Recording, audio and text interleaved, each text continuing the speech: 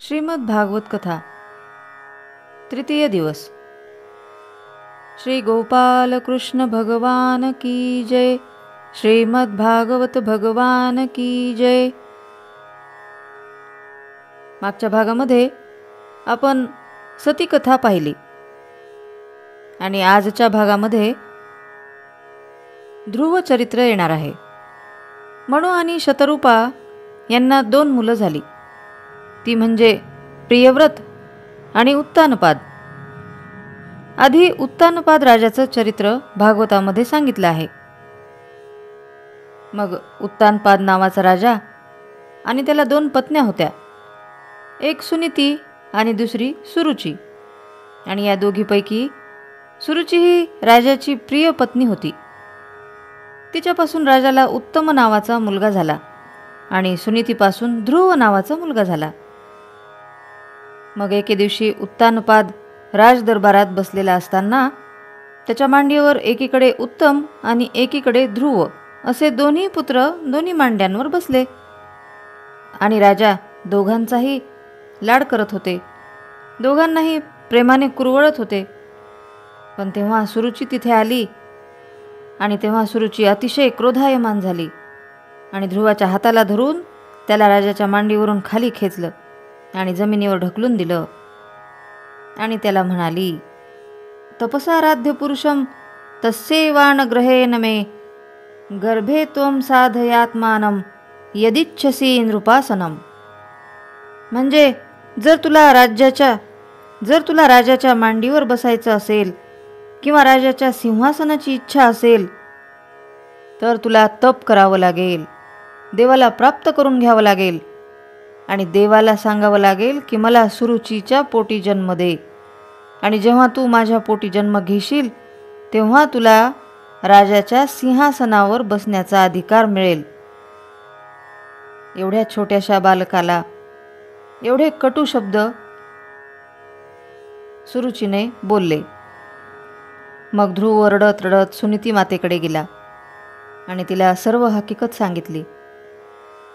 तेव्हा सुनीती ध्रुवाला म्हणाली, अरे जे सांगितलं तप कर आणि भगवंताला प्राप्त करून घे, तेवढं फक्त लक्षात ठेव।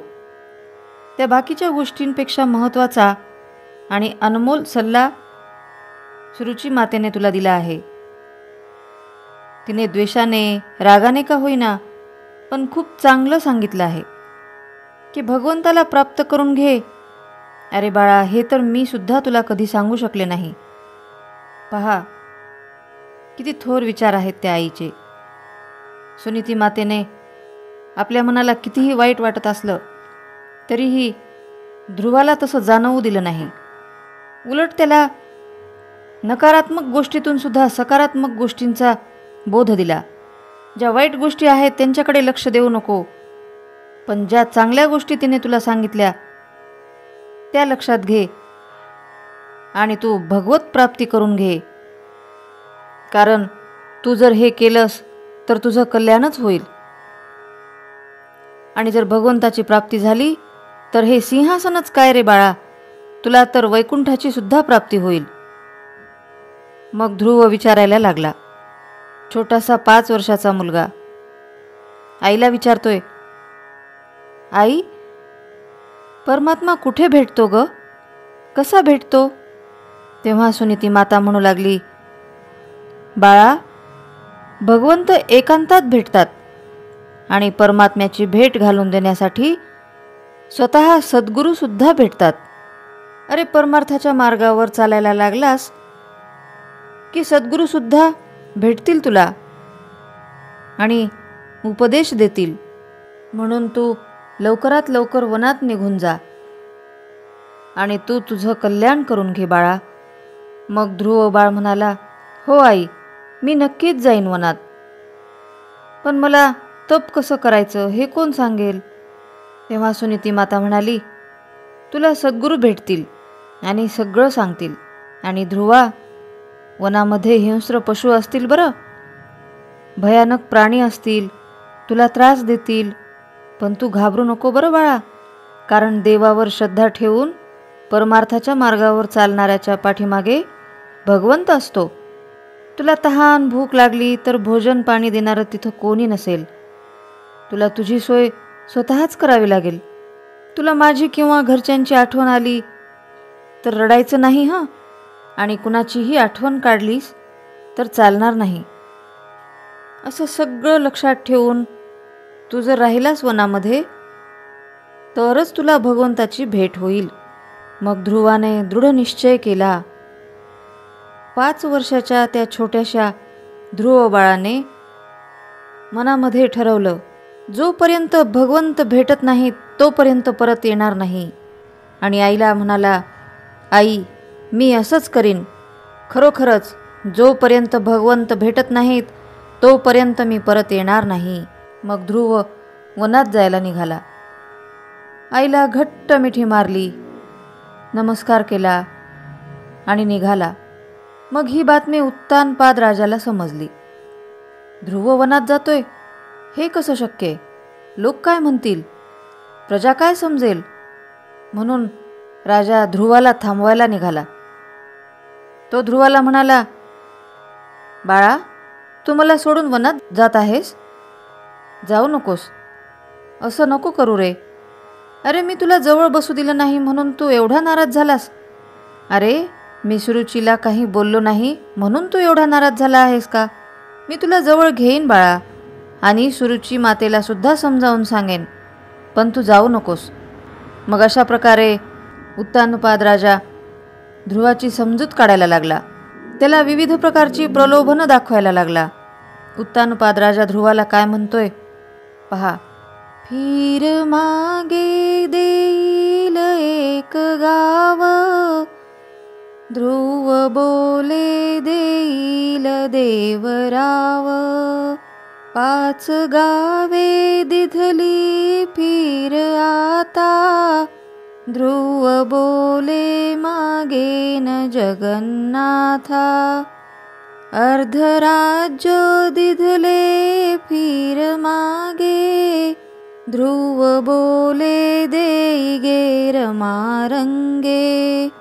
स्नेह सोडिला कारे ध्रुवाजी, काळ तोंडा जाहलो जगा माझी. ध्रुव बोले पितयास तात देवा, आता येतो मी लोभ असू द्यावा. आता येतो मी लोभ असू द्यावा.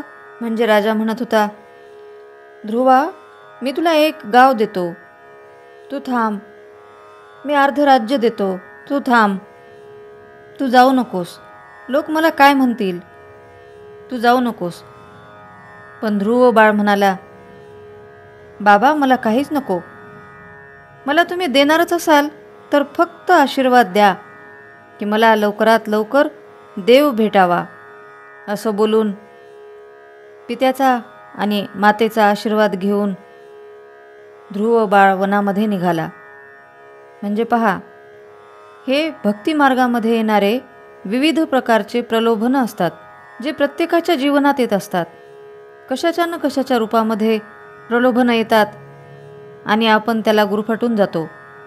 ही प्रलोभनं आपल्या आध्यात्मिक मार्गामध्ये, भक्ती मार्गामध्ये अडथळा निर्माण करत असतात. पण ध्रुवानं तसं होऊ दिलं नाही. मग ध्रुव वनामध्ये गेला. तिथं ध्रुवाला नारदजी भेटले आणि ध्रुवाला विचारू लागले, बाळ, तू कोण आहेस? इकडे वनामध्ये कशाला आलास? तेव्हा ध्रुव बोलायला लागला, मी देवाला प्राप्त करून घेणार आहे. मला देवाला भेटायचं आहे. मग नारदजी म्हणाले, अरे, किती लहान आहेस तू. हे देवाला प्राप्त करून घेणं काही सोपं नाही बाळा. इथे वनामध्ये हिंस्त्र पशु असतात. तू इथं थांबू नको बरं. जा, तू वापस घरी जा. पण ध्रुव म्हणाला, मी देवाला भेटल्याशिवाय मुळीच जाणार नाही. आता नारदजीला सगळं माहीत होतं, पण ते ध्रुवाची मुद्दाम परीक्षा घेत होते.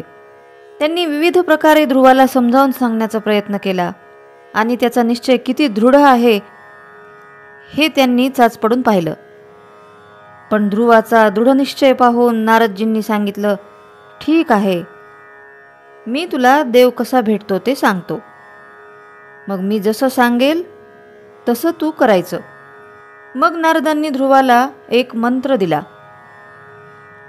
ओम नमो भगवते वासुदेवाय. हा मंत्र जप करायचा. पण हा जप, ही तपश्चर्या कशी करायची ते लक्ष देऊन ऐक. कारण ही तपश्चर्या खूप कठीण आहे, खूप अवघड आहे. नीट लक्ष देऊन ऐक. पहिल्या महिन्यामध्ये 3 रात्रीनंतर एक फळ खायचं. बाकी दुसरं काहीच खायचं नाही. पहिल्या महिन्यामध्ये 3 रात्रीनंतर फक्त एक फळ खायचं. दुसऱ्या महिन्यामध्ये 6 दिवसांनी पानं खायची. पहा, दुसऱ्या महिन्यामध्ये 6 दिवसांनी पानं खायची. बाकी दुसरं काहीच खायचं नाही. तिसऱ्या महिन्यामध्ये 9 दिवसांनी फक्त पाणी पिऊन तपश्चर्या करायची. पहा, फळंही नाही, पानंही नाही, फक्त पाणी पिऊन तपश्चर्या करायची. चौथ्या महिन्यात 12 दिवसाला वायू भक्षण करून तपश्चर्या करायची. म्हणजे आता पाणीसुद्धा प्यायचं नाही, फक्त वायू भक्षण करून तपश्चर्या करायची. आणि 5व्या महिन्यामध्ये श्वासांवर नियंत्रण करायचा प्रयत्न करायचा आणि अशी तपश्चर्या करायची. आणि शेवटी 6व्या महिन्यात मात्र, देवा तू भेटला नाहीस तर श्वाससुद्धा घेणार नाही असं सांगून तप करायचं. अशी ही 6 महिन्याची तपश्चर्या करायची. मग छोट्याशा 5 वर्षाच्या ध्रुवानी स्वच्छ स्नान करून एका पायावर उभं राहून तपश्चर्येला सुरुवात केली. नारदजींनी जे जे काही सांगितलं होतं ते सर्व लक्षात ठेवून तशाच प्रकारे तो तप करू लागला. पण 5 महिने झाले तरीही देव भेटलेच नाहीत. मग ध्रुवाने देव भेटल्याशिवाय श्वास घ्यायचाच नाही असं ठरवलं आणि श्वास रोखून धरला. मग काय, तेव्हाच सर्व ब्रह्मांडाचा श्वासावरोध झाला. संपूर्ण ब्रह्मांडामध्ये कुणालाच श्वास घेता येईना. सगळे जीव तडफडायला लागले. आणि मग भगवान नारायण ध्रुवासमोर प्रकट झाले. ध्रुवाचे डोळे बंद होते. डोळ्यामध्ये भगवंताची छवी दिसत होती, म्हणून तो डोळे उघडत नव्हता.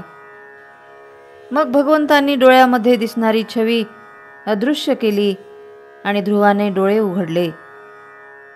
डोळे उघडताच ध्रुव भगवंताकडे पाहू लागला. डोळे भरून देवाकडे एकटक बघत असताना त्या 5 वर्षाच्या छोट्याशा बालकाला भगवंताला काय बोलावं, काय करावं काहीच सुचेना. त्याला भगवंताची स्तुती करायची होती, पण त्याला मनातलं ओठांवर आणताच येत नव्हतं. मग भगवंतानी त्यांचा शंख त्याच्या गालाला लावला आणि त्या शंखाच्या स्पर्शाने ध्रुव बोलायला लागला. त्याने भगवंताची स्तुती करायला सुरुवात केली. 5 वर्षाचा छोटासा ध्रुव भगवंताची स्तुती करायला लागला. त्या स्तुतीला ध्रुव स्तुती असे म्हणतात.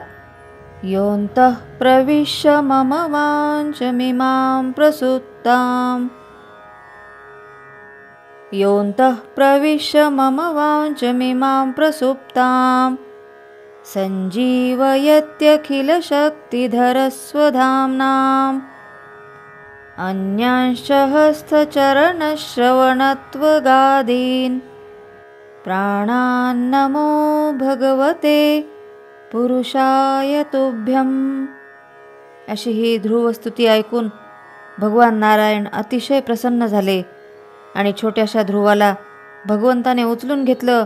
आणि हे दृश्य पाहून अवकाशातून सर्व देवांनी पुष्पवृष्टी केली. मग भगवंताने ध्रुवाला विचारलं, बाळ तुला काय हवंय? तेव्हा ध्रुव काहीच बोलला नाही.